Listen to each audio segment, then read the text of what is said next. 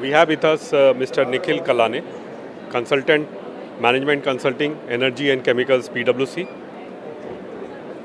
He leads chemical practice in PwC, and whatever his views, he is expressing his views. It is his personal view. So, uh, good afternoon, Nikhil. Good afternoon, Mr. Praveen. How important is hydrogen policy for India? Yeah, surely. So, hydrogen, specifically the green hydrogen policy, which has recently come up, is really important to India. Uh, in the aspect that India has already committed to net zero transition by 2070. So, green hydrogen can be an important lever to actually implement that policy in a way. So, that's how we believe that India is definitely has importance for this green hydrogen policy. And when do we see this policy taking off? Yeah, certainly there.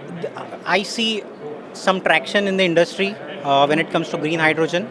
So companies are definitely looking forward to the advantages, the benefits that this policy has got. And as you look at the applications, so majorly hydrogen goes into fertilizers, basically the ammonia and the derivatives, methanol, and there are other applications like refineries.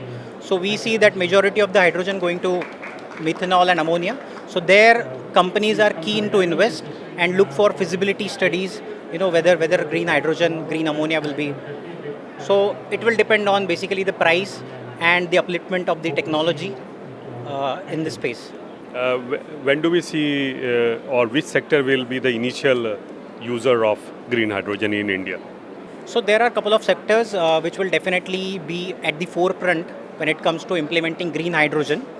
So refinery being one of them. So I see already companies monetizing their hydrogen assets and coming up with green hydrogen setups.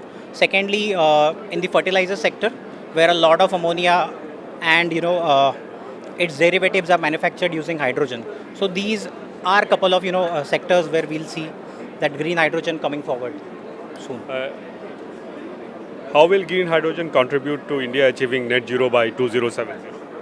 Yeah, so if you look at the technology by which green hydrogen is manufactured, there is no CO2 emission, and this is the important aspect why green hydrogen will play an important lever in the overall net zero policy. So you can imagine complete CO2 cutoff, by using green hydrogen in certain applications. So that's how it will contribute to India's economy, as well as there are certain sectors, for example, which imports natural gas, for example, fertilizer sector. So if you are using hydrogen in place of the hydrogen which is generated by reforming of naphtha and natural gas, so there definitely import dependency on the imports will decrease, and this is why it is important again. And what are the implementation challenges with respect to green hydrogen? So today, typically the grey hydrogen, which is manufactured using naphtha or natural gas, is priced at around 150 to 180 rupees per kg. So now green hydrogen, on the other hand, is expensive, which is roughly around 350 to 450 rupees per kg. So whenever we see that the cost going down by 2030, 2035, and there are certain challenges.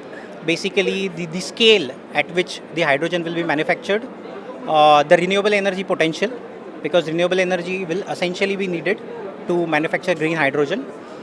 So we see that these challenges, when they will be overcome by utilization of technology at scales, by the learning curve which we see. So we believe that time green hydrogen will actually come into play, and this will be no sooner than 2030.